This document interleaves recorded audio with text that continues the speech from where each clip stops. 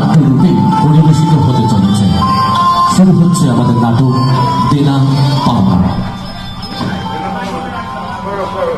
নমস্কার, শুরু করছি নাটক দেনা পাওনা।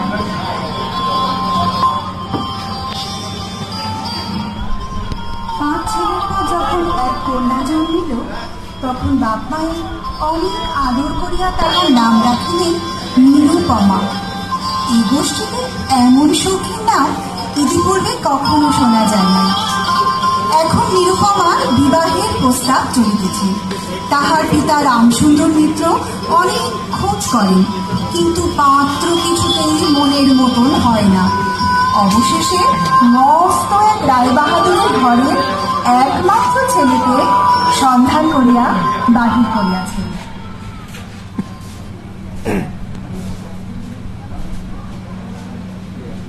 মেয়ে আমাদের পছন্দ হয়েছে, ভারী সুশ্রী সুলক্ষণা। তবে বুঝতেই পারছেন, রায় বাহাদুর পরিবারের জ্যেষ্ঠ পুত্রের বিবাহ আয়োজনে কোনো ত্রুটি রাখলে চলবে না। দান সামগ্রী, তত্ত্ব তালাশ সব মিলিয়ে 1000 20 ভরি গহনা আর নগদ 10,000 টাকা অর্পণ আপনাকে দিতেই হবে। আগে মেয়ে যে আপনাদের পছন্দ হয়েছে সে আমার পরম সৌভাগ্য। তবে কিনা আমার অবস্থার কথা বিবেচনা করে অনেক টাকাটা যদি একটু কম করতেন রায় বাহাদুর। আমাদের মান মর্যাদার কথা ভেবে এ দাবি তো যৎ সামান্য। যদি রাজি থাকেন তো কথা এগোবে, নচেত আগে না, এমন পাত্র হাতছাড়া আমি করবো না। আমি রাজি আছি রায় বাহাদুর। শুভ কাজে বিলম্ব করবেন না আপনি।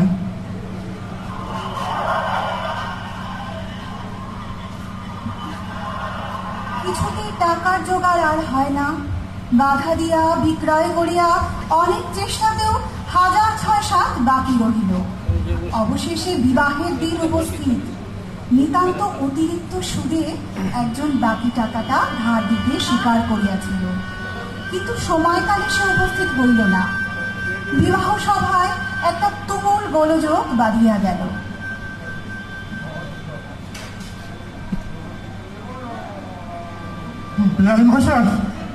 মশাই, আপনার দুটি হাত ধরে এই প্রতিজ্ঞা করছি আমি, শুভ কাজ সম্পন্ন হয়ে যাক, আমি নিশ্চয় টাকাটা শোধ করে দেব। মশাই না, ওসব ছেদ কথা আমি বলছি না। টাকা হাতে না পেলে বর কিছুতেই সমস্ত করা যাবে না।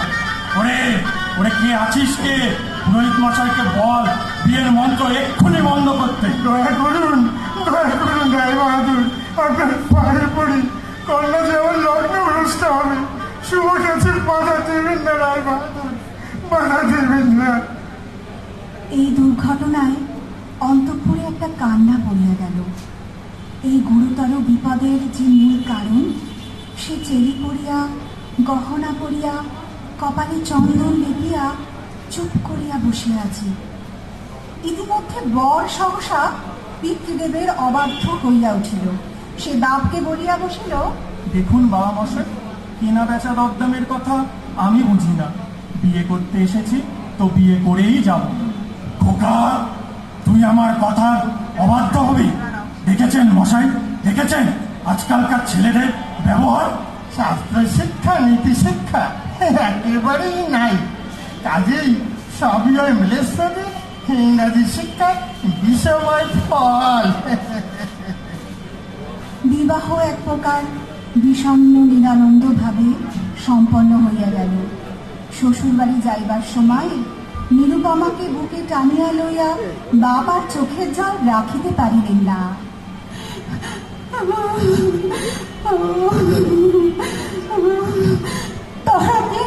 তারা কি আর আমাকে আসতে দেবে না বাবা? কেন আসতে দেবে না মা? আমি তোমাকে নিয়ে আসবো গিয়ে।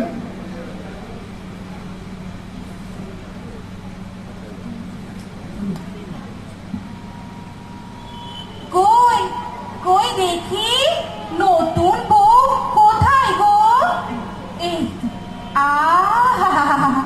কি শ্রী, বউয়ের মুখ দেখলে প্রাণ একেবারে জুড়িয়ে যায়।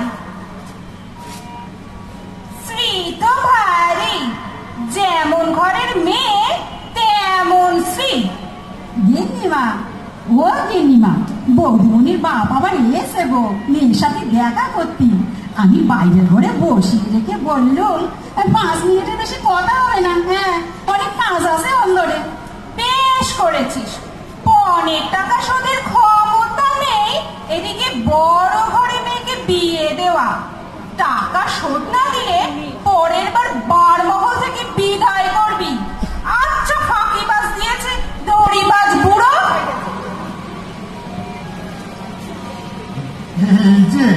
এই যে মা, তুই এসেছিস? কত রোগা হয়ে গেছিস মা এই কয়দিনে।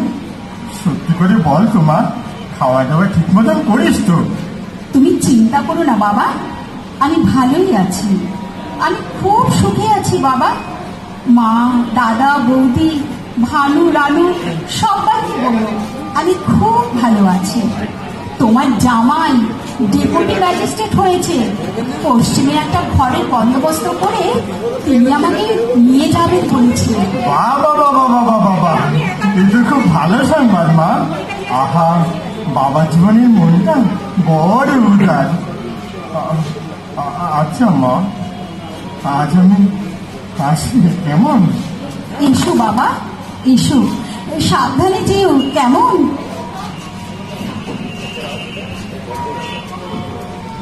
এই যে নতুন বউ, মুখখানা অমন শুকনো কেন বাছা? সকাল থেকে কিছু খেয়েছো? কিছু না মাসিমা, আজ তো অনেক কাজ ছিল, তাই একেবারে নিয়ে এসে খাবো খুনি। ওলো বড় গিন্নি, বলি নতুন বউ এত বেলা হলো এখনো খায়নি? তোমাকে কয়েছে বুঝি? ছোট ঘরের মেয়ে, বাপ দাদাদের ওই ছিঁড়ি, এখানে যা পাচ্ছে ওই ঢের হয়েছে।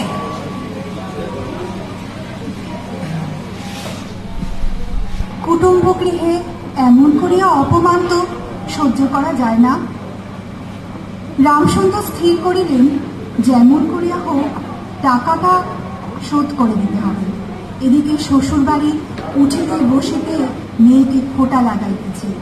সকলেই এমন ভাব দেখায় যেন বধূর এখানে কোনো অধিকার নাই, ফাঁকি দিয়া প্রবেশ করিয়াছে। বোধহয় কন্যার এই সকল অনাদর এবং অপমানের কথা বাপের কানে গিয়া থাকিবে। তাই রামসুন্দর অবশেষে বসত বাড়ি বিক্রয়ের চেষ্টা করিতে লাগিলেন।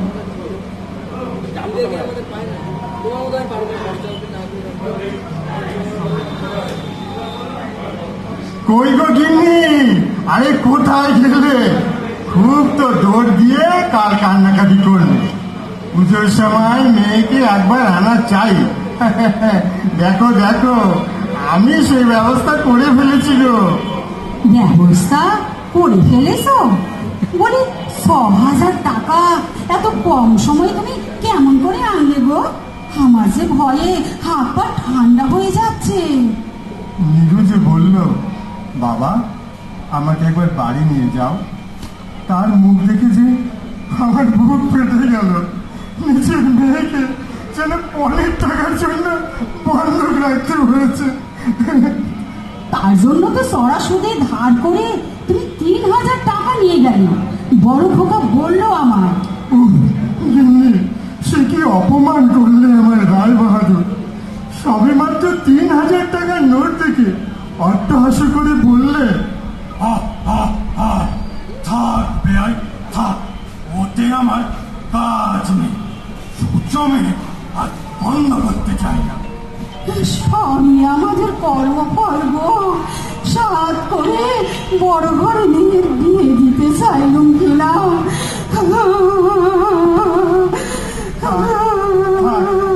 আর চোখের জল টাকা না পেলে না তারা মেয়েকে পাঠাবে না জানো। আর টাকার জোগাড় যাও তো একটা হয়েছে, ভগবান তো ব্যবস্থা করে দিয়েছেন।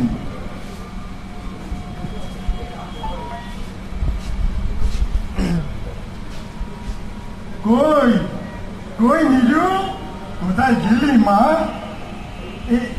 এই যে হারান, আরে খবর পাঠাও, খবর পাঠাও, আমার মেয়ের কাছে খবর পাঠাও গো। আগে রায় বাহাদুর আজ ঘরে নাই কর্তা, গিন্নিমার সাথে মেয়ের বাড়ি গেছেন। পুজোর কদিন আগে তাকে নিয়ে আসবেন। আপনি যান না, যান অন্দরে যান, বৌদিমণি আসেন, চুপি চুপি একটু দেখা করে আসেন, যান। বাবা, বাবা তুমি এসেছো? এবার তোকে নিয়ে যাচ্ছি মা, আর কোনো গোল নেই, তোকে নিয়ে যাবো। বামশাই, বামশাই। বাবা, নিরু, এ কি হলো, তুই এখানে এলি যে? সঙ্গে রানু ভানু? বাবা, আমাদের তবে এভাবে পথে ভাসালে? এক মেয়ের জন্য 5 ছেলেকে গৃহহীন করে নিঃসম্বল করলে, নাতি নাতনির কথা একবারও ভাবলে না?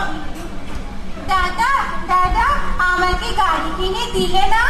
ও দাদা, ও পিসিমা, পিসিমা আমাকে একটা গাড়ি কিনে দেবে? উফ, তোদের জন্য কি আমি নরকগামী হবো? আমাকে তোরা আমার সত্য পালন করতেও দিবি? বাবা, তুমি যদি আর 1 পয়সা আমার শ্বশুরকে দাও, তাহলে তাহলে আর তোমার মেয়েকে তুমি দেখতে পাবে না। এই তোমার গা ছুঁয়ে বললো। মা, আমার কথা বলতে নেই, আর এই টাকাটা যদি আমি না দিতে পারি, তাহলে তোর বাপের অপমান আর তোর অপমান মা। টাকা যদি দাও তবেই অপমান। তোমার মেয়ের কি কোনো মর্যাদা নেই? আমি কি কেবল একটা টাকার থলি? যতক্ষণ টাকা আছে ততক্ষণ আমার দাম। না বাবা, এই টাকা দিয়ে তুমি আমাকে অপমান করো না। তাছাড়া আমার স্বামী তো এই টাকা চান না। তাহলে তাহলে তোমাকে যেতে দেবে না মা? না দেয় তো কি করবে বলো? তুমিও আর আমাকে নিয়ে যেতে চেয়েও না।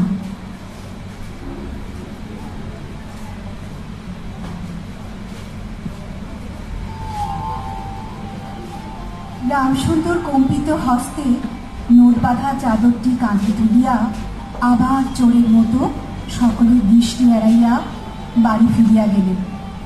কিন্তু রামসুন্দর এই যে টাকা আনিয়াছিলেন এবং কন্যার নিষেধে সে টাকা না দিয়াই চলিয়া গিয়াছেন, সে কথা গোপন রহিল না। নিরুপমার পক্ষে তাহার শ্বশুরবাড়ি সরসজ্জা হইয়া উঠিল।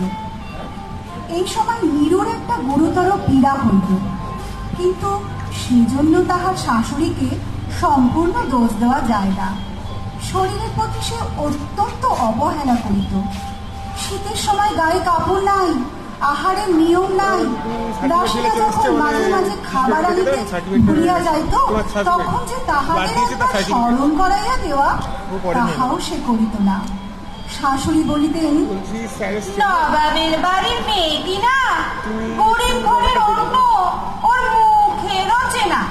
দেখো না, দেখো একবার ছিঁড়ি হচ্ছে, দেখো দিনে দিনে যেন পোড়া কাঠ হয়ে যাচ্ছে। রোগ যখন গুরুতর হইয়া উঠিল, তখন শাশুড়ি বলিলেন, ওর সমস্ত ন্যাকামি। নীরু সবিনয়ে শাশুড়িকে বলিল,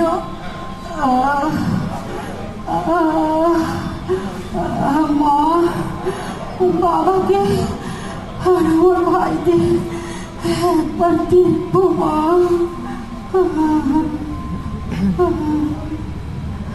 শাশুড়ি বলিলেন, কেবল বাপের বাড়ি যাইবার ছল। যেদিন সন্ধ্যার সময় নীরুর শ্বাস উপস্থিত হইল, সেই দিন প্রথম ডাক্তার দেখিল এবং সেই দিন ডাক্তারের দেখা শেষ হইল।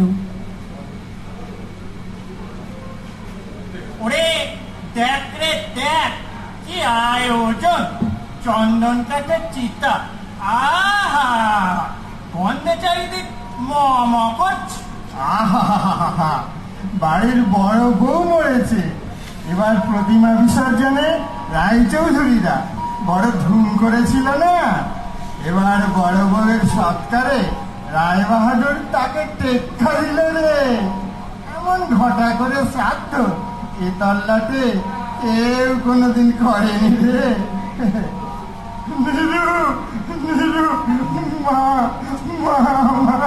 আরে আরে রাম সুন্দর যে, আর চোখের জল এলো না।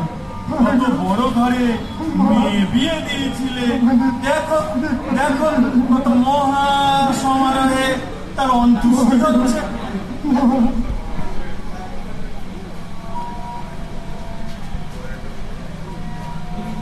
কি গো, কথা কি সব পাকা করে এলে? হ্যাঁ গো হ্যাঁ, সামনের ফাল্গুনে বিয়ের দিন ঠিক হবে।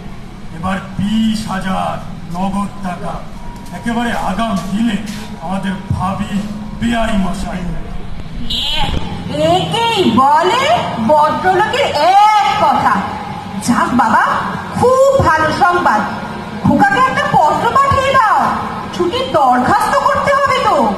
ওহো, বলতে ভুলেই গেছি, আজ ডাকে খোকার একটা চিঠি এসেছে। তারা হয়ে সেটা পকেটেই রয়ে গেছে। কই কই দেখি দেখি কি লিখেছে। হ্যাঁ হ্যাঁ হ্যাঁ, এই তো খোকা লিখেছে, আমি এখানে সমস্ত বন্দোবস্ত করিয়া লইয়াছি, অতএব অবিলম্বে আমার স্ত্রীকে এখানে পাঠাইবে। রায়বাহাদুরের মহিষী লিখিলেন, বাবা, তোমার জন্য আরেকটি মেয়ে সম্বন্ধ করিয়াছি, অতএব অবিলম্বে ছুটি লইয়া এখানে আসিবে। এবারে 20,000 টাকা পণ এবং হাতে হাতে আদায়। নমস্কার। শেষ হলো নাটক দেনা পাওনা। সতী নাটকটি এখানেই সমাপ্ত হলো।